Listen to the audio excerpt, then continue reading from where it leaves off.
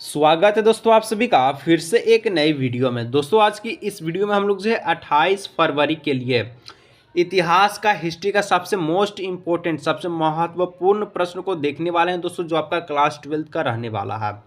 और यकीन मानिए कि यहाँ से दोस्तों आपका एग्जाम में क्वेश्चंस आएगा ही आएगा। आप लोग एग्जाम देने के बाद इसी वीडियो पर कमेंट करके बताइएगा। तो चलिए फाइनली वीडियो को शुरू करते हैं। वीडियो का एक एक प्रश्न को देखिए, एग्जाम में तहलका मचे। चैनल पर पहली बार आए सब्सक्राइब जरूर से कीजिएगा।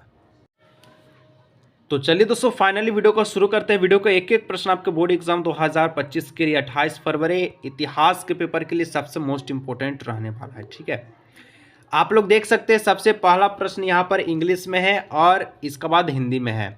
हम लोग हिंदी में क्वेश्चंस को पढ़ेंगे, आप लोग देखते चलिए और मिलाते चलिए। ठीक है, और बताइएगा अगर आपको किसी भी प्रश्न का जवाब पता है तो आप लोग नीचे कमेंट करते चलिएगा। सबसे पहला प्रश्न दोस्तों बहुत मोस्ट इंपोर्टेंट है कि हड़प्पा सभ्यता का प्रसिद्ध बंदरगाह लोथल किस राज्य में स्थित है। जो हड़प्पा सभ्यता है ना, इसका जो है सबसे मोस्ट इंपोर्टेंट यानी कि प्रसिद्ध फेमस जो बंदरगाह लोथल लोथल पूछा दोस्तों, लोथल कहाँ है, लोथल किस राज्य में है। तो लोथल दोस्तों आपका कहाँ है, ये गुजरात में। ठीक है, तो ऑप्शन नंबर 1 का सी करेक्ट आंसर हो जाएगा। 2 नंबर देखिए, पाटलिपुत्र की स्थापना किसने किया था। पाटलिपुत्र जो स्थापना किया था ये कौन किया था, व्यक्ति क्या क्या नाम है।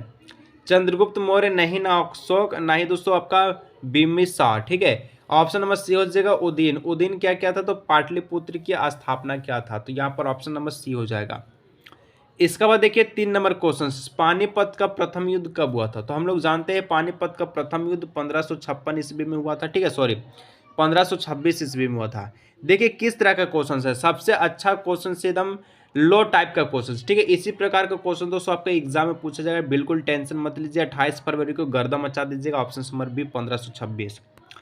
4 नंबर देखिए, धम्म की नीति का प्रतिपादन किसने किया। तो धम्म की नीति का जो प्रतिपादन किया था आपका जो अशोक ने किया था। कौन, अशोक ने। अशोक का दोस्तों आलेख को, ठीक है, सबसे पहले कौन पढ़ा था, आप लोग नीचे कमेंट करके बताइएगा तो कि अशोक का आलेख को सबसे पहले कौन पढ़ा था। ठीक है, और कब पढ़ा था। चलिए थोड़ा सा हिंट देते हैं, प्रिंसिपेप नाम के है। ठीक, आप लोग बता दीजिएगा।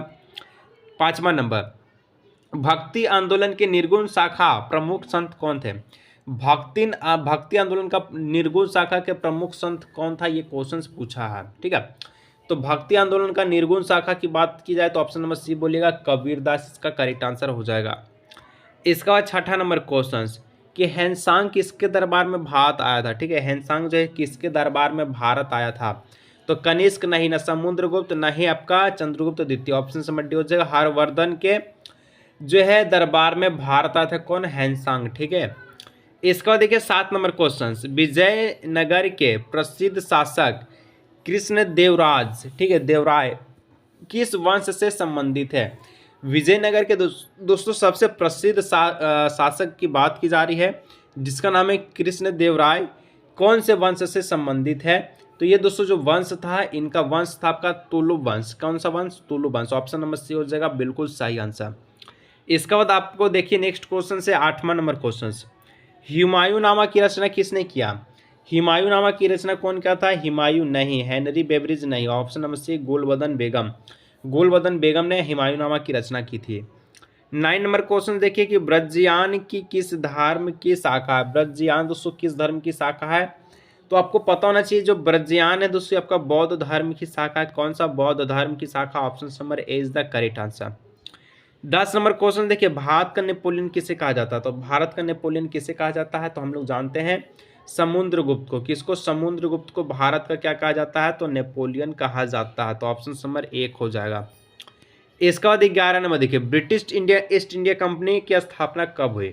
तो ब्रिटिश ईस्ट इंडिया कंपनी की जो स्थापना हुआ था ये आपका 1600 ईस्वी में हुआ था। कब, 1600 ईस्वी में, यानी कि 1600 AD में। तो इसका जो ऑप्शन नंबर ए है करेक्ट आंसर हो जाएगा।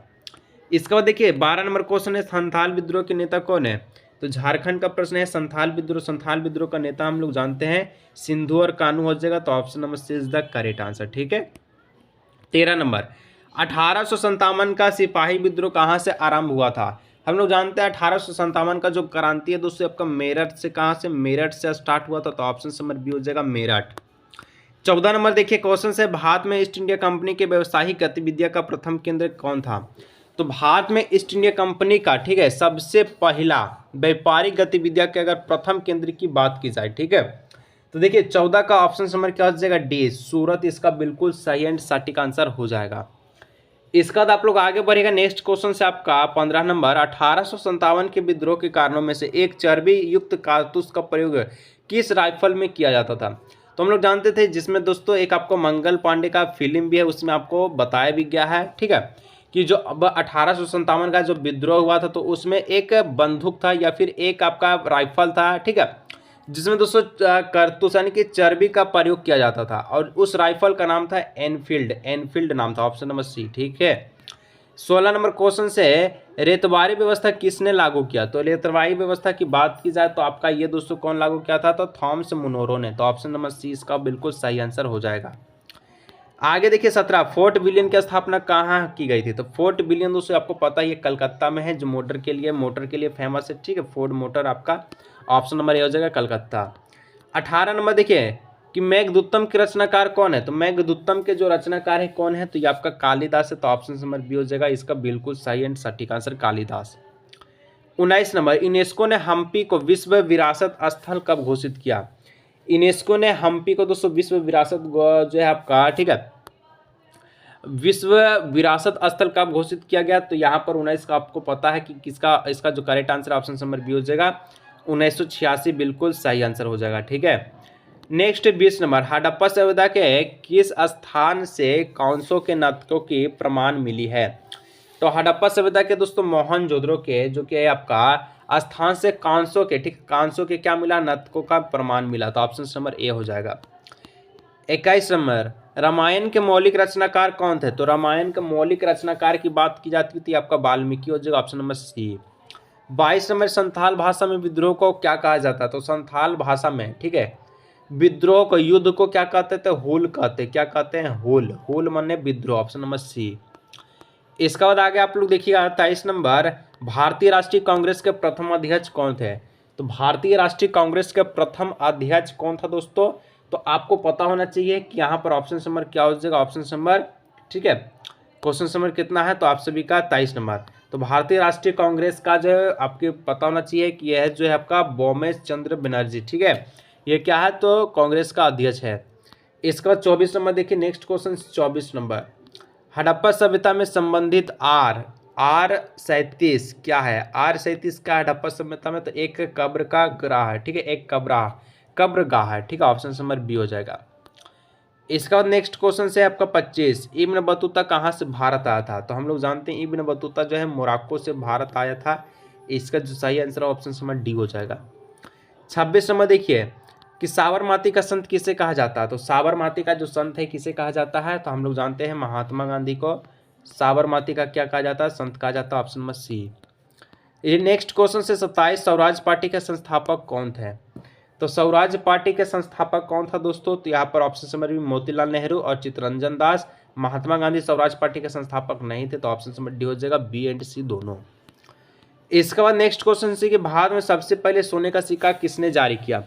तो भारत में दोस्तों सबसे पहले सोना का सिक्का दोस्तों इंडो ग्रीक ने जारी किया था, तो ऑप्शन नंबर सी हो जाएगा। 29 नंबर क्वेश्चन देखिएगा, गांधी जी का राजनीतिक दर्शन विचारधारा किस पुस्तक में वर्णित है। तो गांधी जी का राजनीतिक दर्शन विचारधारा किस पुस्तक में वर्णित है, तो आपका हिंद स्वराज में, ऑप्शन नंबर बी हो जाएगा, ठीक है।